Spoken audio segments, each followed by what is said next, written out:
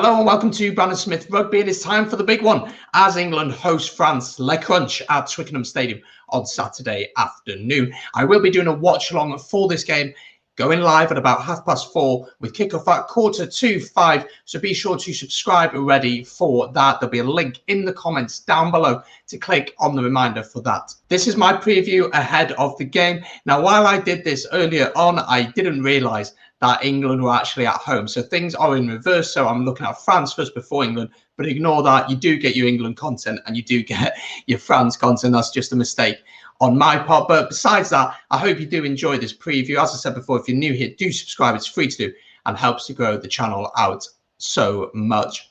Also, there'll be an Italy against Wales preview out now on the channel. Link in the I button and in the description as well. I'll also be doing a watch along for that.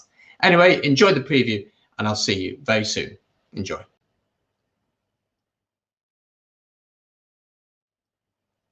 So before looking forward to the game, I always like to look back to really get an understanding and a sense of who's had the dominance in this fixture over the past few years. If we're looking at the fixtures over the past 5 years in the Autumn Nations Cup, that was the last time they played each other back at the beginning of November. As England won that one 22 points to 19 against a very inexperienced and probably a third choice French team, but they won that. They won the Autumn Nations Cup.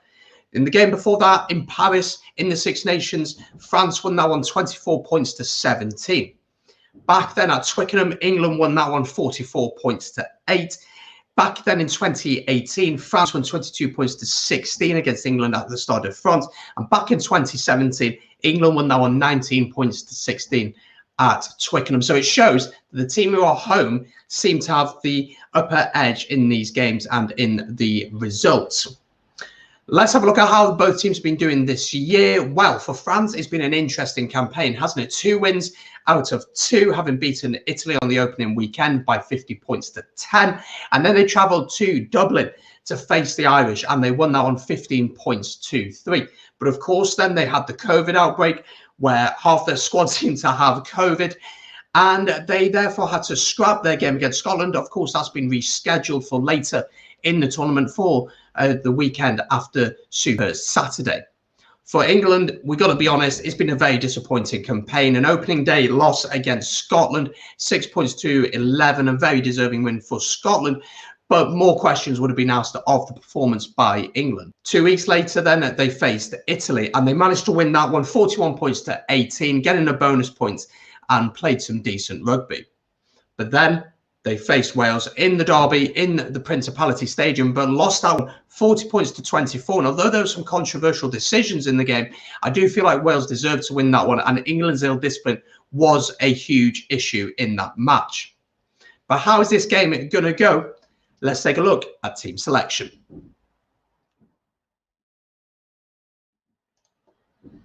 A couple of changes for France coming into this one. We'll start with the fullback. We'll work our way through the team and have a look at the bench. Starting out fullback then is Bryce Dulin, who's been at fullback for the most of the campaign.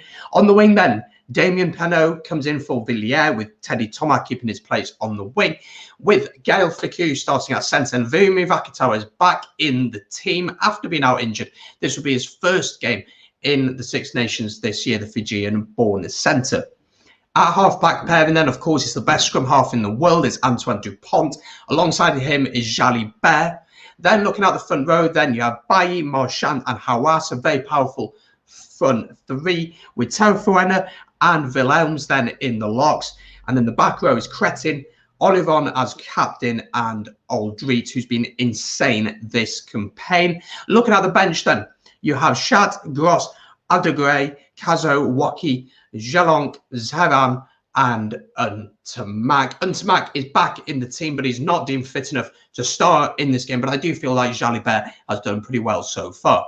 Let's take a look at the England team. This is how England line up.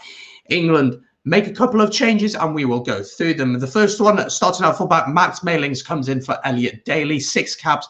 This will be his first start for England, so it's a big game down at the Stade de France for him. The wingers remain the same with Johnny May and Anthony Watson, and so does the centre partnership with Owen Farrell at captain at 12 and Henry Slade at 13. In the halfback pairing then, of course, you got Ben Youngs and George Ford. Looking at the front row, then you have Mako Vunipola, Luke Cowan-Dickey, who comes in for Jamie George and Kyle Sinclair. In the locks, then you have Mauro Toge, who's come for some criticism recently alongside Charlie Eels. And the back row, then you have Mark Wilson, Billy Vunipola, and Tom Curry, leaving then a bench of Jamie George, Ellis Genge, Will Stewart, Johnny Hill, Ben Earl, Dan Robson, Ollie Lawrence, and Elliot Daly. So those are the two sides. Now it's going to be interesting to see how they go. Let's take a look at the key battles in this one.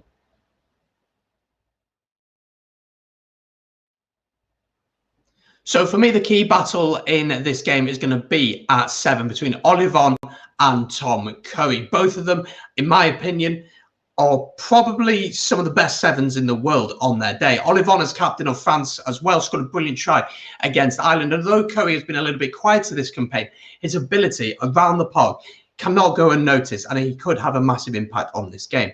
I believe that whoever wins the battle of the breakdown could really do so well in this game. If France can get quick ball, you worry very much for England because of the power and the absolute skill set that that back line has. You think of Vakatawa coming in, what a player to come in. His step, his offloading ability, his physical presence is something maybe that France have missed a tiny bit during this campaign. Antoine Dupont at 9 then against Ben Youngs is going to be a huge clash between these two. Antoine Dupont, in my opinion, is the best 9 in the world. He just seems to read the game so much quicker than anyone else. He seems to know what to do at the right times. His box kicking is always competitive. And as any good scrum half does, he always offers brilliant support lines and finishes tries off really well. And I believe he's becoming a little bit of a leader. Ben Youngs, on the other hand, probably it has been England's best performer so far. Against Wales, I thought he sped the game up fairly well, took his try really well. And it'd be interesting to see if England can get quick ball to see what they can do, because against Wales, when they attacked and threw the ball about and tried different things, they got a lot of success. And it'd be interesting to see if they do that or if they go back to the old technique of England of power, going through the phases. Something's not working, we kick the ball. And I think that's why we're seeing George Ford remaining at 10 to have that little bit of creativity. It's going to be interesting as well, the battle between Ollie Vaughan and Farrell as captains. Now, in my opinion, Farrell has really struggled in the role. And for me, he's not captain material. And that's not saying he's a bad player. We saw it with Sam Warburton with Wales, him openly speaking about the pressure is put under him. And when that pressure was taken away, he played a lot better. So maybe that's something England should be thinking about. Let's get into my predictions. So how do I see it? Though there'll be no fans, I do believe that home and away advantage is a thing in the competition. As you look through the past 5 fixtures, every time France have won, it's been at Stade de France. Every time England has won, it's been at Twickenham. So it's been very equal between the two sides. It'd be interesting to see how France will have coped with the COVID situation, but also without playing for quite a while. England will be hurting after the Wales fixture, but we'll know that there's a lot for them to work on. And the big thing for England is they've got to keep their discipline. They cannot simply give away as many penalties as they have throughout the course of the tournament, let alone that one game against Wales.